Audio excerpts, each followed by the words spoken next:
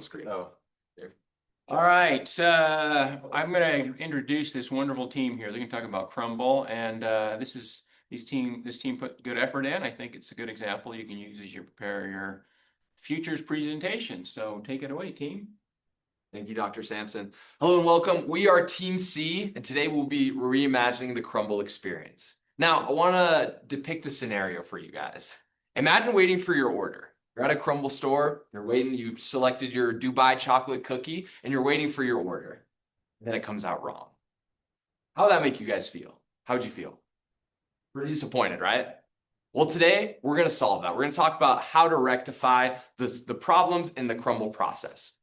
Now, first and foremost, just to give a quick overview, what is Crumbl Cookies? Interestingly enough, Crumbl is actually a Utah-based company. It was founded in 2017 in Logan. That's a picture of the first ever Crumbl location. You can see the Utah State banner in the bottom, but we won't talk about that part. But what we will talk about is Crumbl's unique menu. They have a rotating weekly cookie menu. And so each time that a customer goes to Crumbl, the menu will be different. As you can see, they have a strong brand presence and over 1,000 locations. So they have lots of storefronts and then also a strong social media brand. If you've heard of the Olivia Rodrigo cookie, or this past summer, the Benson Boone cookie reached lots of notoriety and went viral on Instagram. So Crumbl is able to collaborate with influencers to create specific and unique cookies. And this is their form of variability. Okay, now who's involved in our process? The process that we've selected is the typical Crumbl storefront. So thinking about a 3PL or a DoorDash isn't exactly in the scope of our project. We're trying to improve the efficiencies of when a customer walks into Crumbl. So that's our first entity. And what does a customer do? The customers at Crumbl are actually pretty unique. There's not much customization that is done. They merely select the cookie that they want and then they wait. So it's not a very active process. There's not much direct interaction in our PCN diagram.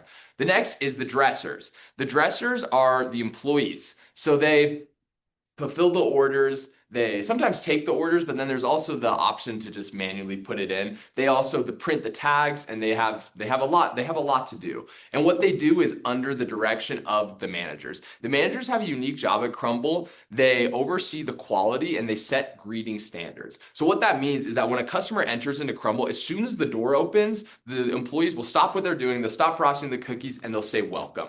This is part of Crumbl's brand strategy, is that there's lots of human interaction giving it this feel. So that's part of how technology is used today. As I mentioned earlier, there's the ordering tablets where the customers can come in and type in the order that they want and then a note if necessary. There's the printers that if they've selected a note, the printers have their name and then the cookie that they have. And there's the ticket system that tracks that. Okay, next up, what do customers value? First, we're going to walk into fast and predictable service. From chapter 4, identifying the value proposition, we learn the importance of what customers value. So customers value fast and predictable service. Why would that be? Why would they want to know how fast they're moving and how long it would take them to get a cookie? Well, that's to conserve more time. Why do they want to conserve more time? So they can use the time spending it going to the gym, doing whatever they want, spending with family. And all of this ties back to happiness. Chapter 4 teaches us that if you ask why enough times, you'll go to the root cause of happiness. So in our interviews with the customers, we chose to ask them what makes them happy about Crumbl, what they value. So it's fast and predictable service first, and then order accuracy. With our scenario in the beginning, if you want a cookie and then it's not the one that you received, okay, that's gonna make you upset. So order accuracy is another big deal. And then the next of which is feeling acknowledged, that personal touch, that the hello, how are you, welcome to Crumbl, as discussed earlier. And then lastly is the visual appeal. As you can see, those cookies, those are big cookies and they look good. That's how Crumbl is able to create value. Now we're gonna walk through a simulation of what it's like when a customer walks into Crumbl. Exactly, Jacob. So we're gonna have a couple of people play the pivotal roles at Crumbl. So we're gonna have Truman here. He is the employee. Jacob is gonna be one of the customers, as well as his son, McKay. So we start first with Jacob. He needs a sweet treat. He's feeling the urge. So what does he do? He goes on his phone and sees and checks the menu. Whoa. If it looks good, he'll drive over to Crumbl. Enter the store where Truman will greet him. Hi, welcome to Crumbl. How can I help you? We want some cookies. Want some cookies today. They'll look at the display cookies and start to take their order. Here are the cookie flavors for the week. Please take your time in selecting what you'd like. That one. That one? We'll take that one, and then those two. After the order, they decide whether they want to put a note on the side of the box. Would you like to add a note for your box today? Yeah, we'll write a note for the wife. Perfect, you can type it here. They then type it on the iPad, and Truman waits until he's able to process the payment. Okay. Perfect, you can process your payment here. They split their ways, and Jacob and McKay start to wait. At the same time, Truman then starts to frost the cookies. And he also looks to see if they have a note on their order. If it does, then he prints out the note, applies it to the box, finishes boxing the cookies, and calls out the name of the order. Jacob Doman, Right here. how do these look for you? They look good. Yeah, we'll take them. Thank you. If everything looks good, Jacob and McKay will take them home and enjoy the cookies. If not, then they'll go back to frosting the cookies to get it right. In this process, we noticed a couple of pain points that we wanted to address in this improvement. First is the waiting step. Jacob and McKay, especially McKay as the young kid, they have to wait a significant amount of time for the cookies to be done. And there's a lot of processes that Truman has to do by himself. As well, just as Jacob said at the beginning, can you imagine waiting for an order that isn't even right? We wanted to address that as well to ensure quality. And then as well, Truman printing out the notes. In our discussion with, or our interview with the manager and the frontline employee, they both mentioned this as a pain point and as a point of breakdown. They said about once a week there were issues with the printer where a manager would have to come and fix it, and that would completely delay or change the process.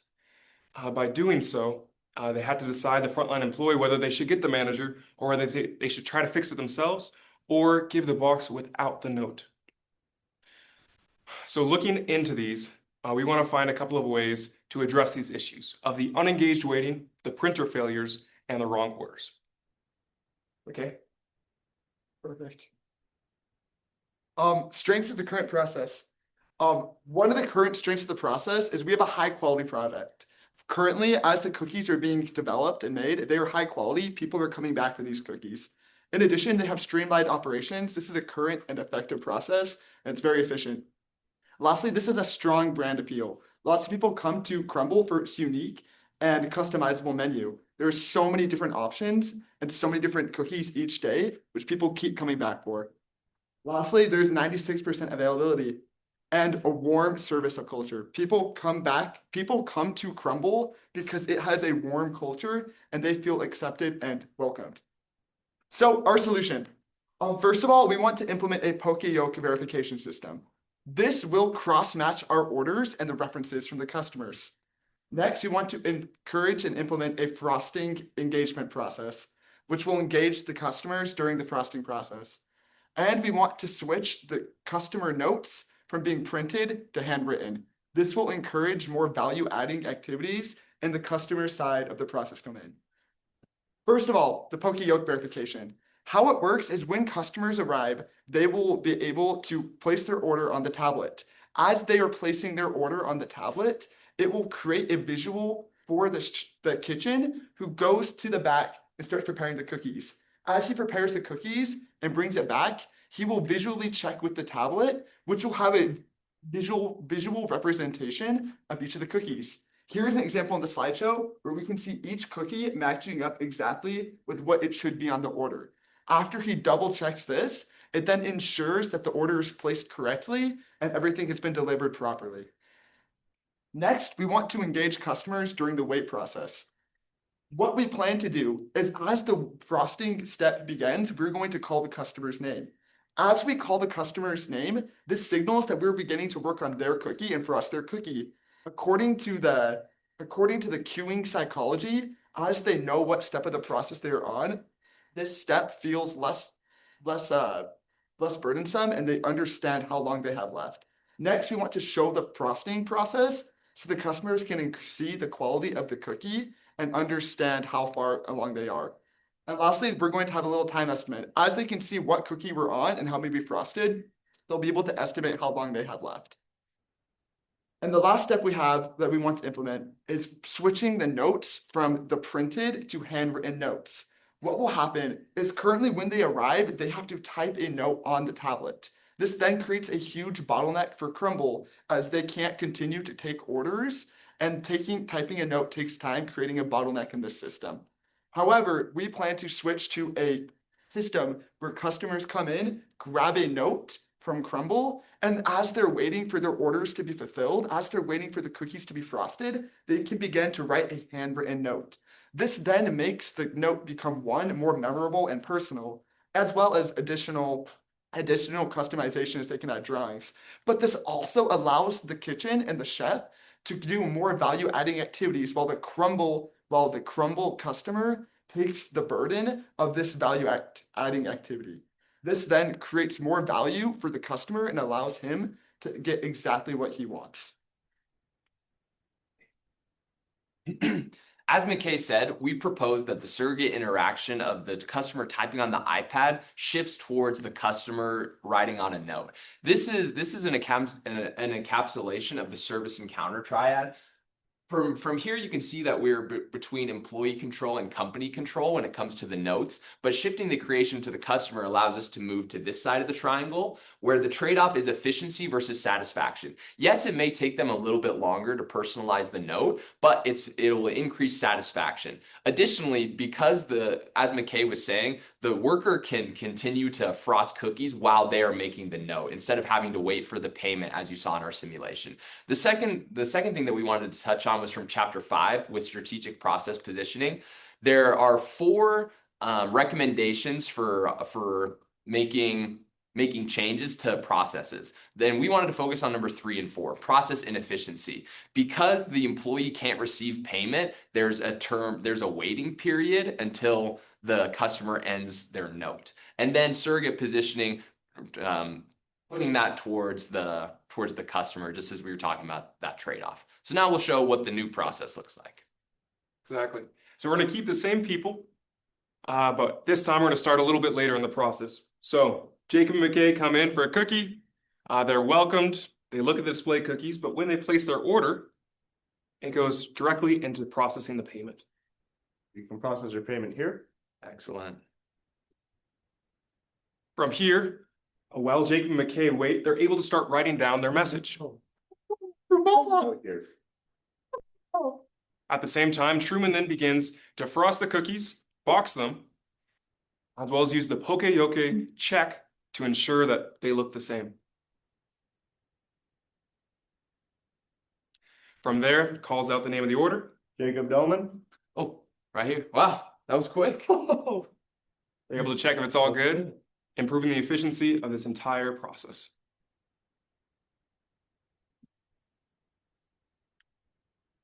Perfect. And so looking at how our roles transform today, the customer previously was a passive recipient. In addition, the employee was a full service provider doing the entire function while the customer just simply had to wait around. Additionally, the printer was required for the tags, and as Eli mentioned previously, there were some mechanical issues with the printer, and so we want to get rid of those. However, they'll still be necessary for those 3PLs like DoorDash and Uber Eats. And then finally, the wait, it was unoccupied and silent, awkward for Jacob and his son patiently waiting for their cookies. And so for our future process, the customer is now an active co-creator in the process. In addition, the employee is an experienced facilitator. As well, like I mentioned, the printers are now eliminated from in-person orders to ensure that the customer is not bored and that there isn't a malfunction. And then finally, the wait is engaging and informing because the customer is able to make a custom note for their loved one or a family friend, whoever is going to enjoy the delicious cookies. So as for our smarter use of existing technology, the existing tablets are now going to be used as a visual verification method to ensure that the customer knows where in the process their order is being made. We took a little note from Domino's Pizza because they recently have instituted this into their customer process, where you can check to see if your order's in the oven, if it's still being prepared, or if it's ready to be picked up. Additionally, like I said, the printers are now eliminated. This speeds up the customer process and reduces errors in the system. As for our risk mitigation, we obviously could see that using the iPads more, especially for the Poke-Yoke system, may ensure that we could overwhelm it or overheat the iPads. So to mitigate this, we're going to have scheduled restarts as well as daily turnoffs to ensure that we're not overusing the technology. Next, the risk could be that we have a variation in customer response, especially as we're talking to them. Maybe they're more introverted, more extroverted. And so to mitigate this, we're going to have employee trainings of variation in customer responses and how they can best handle them on a day-to-day basis. And then finally, another risk could be that having the note-taking station, especially by the front counter area, could be seen as less professional or it could get messy, especially if Jacob's son gets a little out of hand. He may be able to take more stickers than he should. To mitigate that, we're going to have a pull tab system, as you can see here in the presentation, and the pen is connected to the desk to ensure that a customer doesn't accidentally walk away with it. So why is this feature superior? Well, to start, our brand differentiation is really important. Looking at another process like chip cookies or swig or somewhere else where we could go for a sweet treat, we're going to differentiate ourselves in the way the customer process is handled. In addition, our order errors will be significantly decreased because of the Poka-Yoke system, as well as ensuring that the customer gets what they've asked for. Next, perceived wait time significantly decreases. As we've talked about in this class, Disneyland is the king of this. Because the wait times are so long, they make that time interactive, and so the perceived wait time goes down. Next, emotional connection is really important because the customers are able to have some type of connection to ensure that they're getting, again, what they want in their sweet treat. And then finally, customer engagement is crucial to ensure that they feel they're in the waiting process and that it's not a boring time. Not just cookies, not just speed, but connection, experience, and engagement. Thank you. Hey, good job, team. Thank you. Good work, McKay. You can have a slide that's not yours. So